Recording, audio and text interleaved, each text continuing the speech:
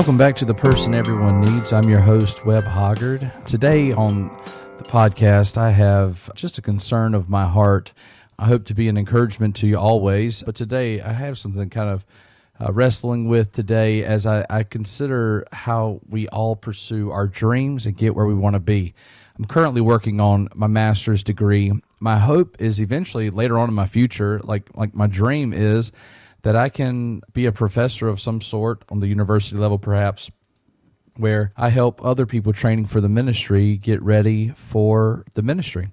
I don't know when that door will open or if it ever will, but I don't want my education to be what holds me back. So as I am in the midst of this process, I'm learning about a bunch of things. And recently I considered, the new year or Christmas time, and sometimes I like to look for books for different people, different groups of people. And anyway, as I was searching, I found a book that back in 2020 I was really interested in. But if you know me, I love books, but I don't pay full price for any of them. So I like to go to like thrift stores and stuff like that, find them used.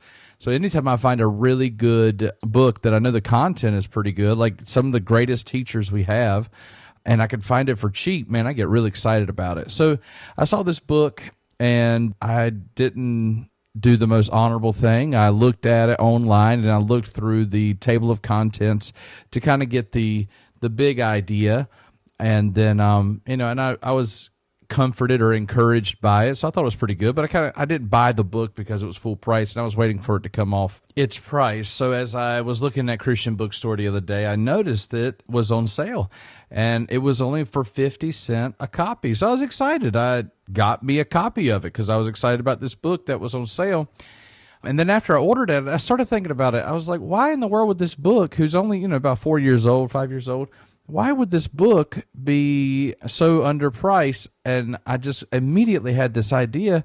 I bet you the guy who wrote it has had a moral failure since he wrote that. So then I began to Google this guy, the writer of the book, and found out that, yes, back in 2023, he had stood in front of his church and let them know that he had committed adultery and that he and his wife were taking some time for counseling, and that they were going to, his wife had forgiven him and there was a blessing there. But largely every part of his ministry, all the parts of this book, everybody had basically fired him from this position because of this terrible moral failure. What hit me in that was, often in our young years, we can't understand the power of character because character very rarely makes a career. Character doesn't make a career. Usually it's talent or hard work or opportunity. Like getting rich, when we think about people like even YouTube influencers and that kind of thing, it's very rarely that we're like, man, that guy, the reason I follow him, the reason I support him, the reason my finances go his way is because he's a good guy. Most of the people who get to some level of goodness is based on a skill or gift or just some area of their life that is very promotable and it's a big deal. However, everything you build on your gifting will only be sustained as far as your character. When I went to college, my college president had written a book called Character Matters, and I read it before I got there. And then when I got there, I joined a group that we went through the book Character Matters for the first year we were there. And then I also became a mentor in that group. So I read this book through multiple times at a time when I wasn't reading many books at all. And it really began to dig into my soul that character really does matter. And, reputation is a powerful thing, but character is who you are when nobody's watching. Reputation is what gets torched the moment you don't do what somebody else wants to do. And the thing that will sustain you is not a good reputation. It will always be a good character.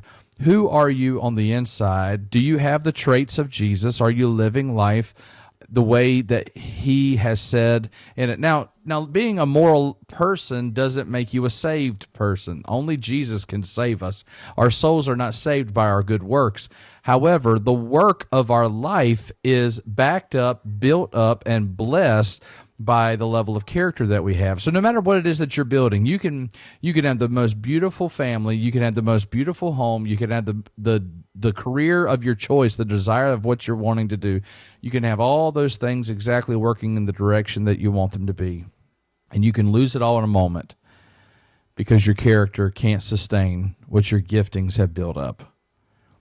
Being loyal, being modest, being good, being kind, being helpful, being mindful of others, like all of these traits, putting others before yourself, all of these traits are the firm foundation that the cars of your life will continuously move you along the tracks of where you're trying to go. But what is going to crumble, what's going to destroy it in a moment could be a lack of character. You may think that one moment's not that big of a deal. I've done pretty good so far. Maybe I'll get away with this little thing right now. Maybe I can get along, maybe these text messages aren't that big of a deal. Maybe I can still talk to him or talk to her and it's not that big of a deal. Maybe I can watch this one movie. Maybe I can start watching these things on social media. Maybe I can go to this other place and it's not that big of a deal. I just want to encourage you, be mindful that what you may think right now is a very small thing, if it continues to grow and get out of control, it may be a very detrimental thing. So you may think to yourself, I've got it under control, but when do you get to the point where you no longer have it under control? And, what are you going to do with it in that moment? Don't think that your giftings or the loyalties of those people around you will ever sustain what your character can't sustain. Don't think of yourself as so valuable to the team that they won't cut you in a moment just because your character can't sustain where your giftings have got you. So I bought several copies of this book because I know the content is good, but it breaks my heart. This guy's legacy is forever changed and ruined because he's had a bad character. Now, does he deserve it? Absolutely. He failed in his marriage. This is not okay. Please understand, I'm not saying that it's not that big of a deal. That's not what I'm saying. And I bought this book not because everything in it now is not tainted by him. It is.